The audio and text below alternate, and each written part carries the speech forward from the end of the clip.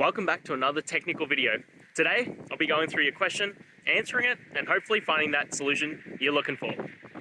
Guys, let's get ready to try and work through to that resolution, and remember to just stay a little bit crazy, just like me. Now, let's continue on.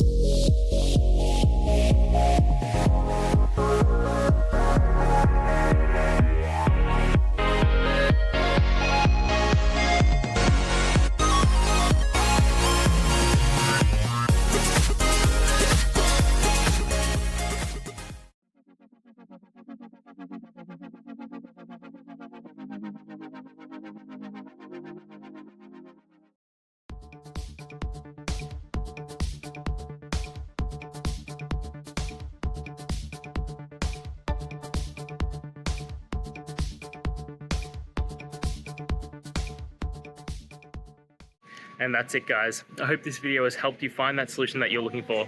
If it did, please hit the subscribe button. I'd really appreciate it.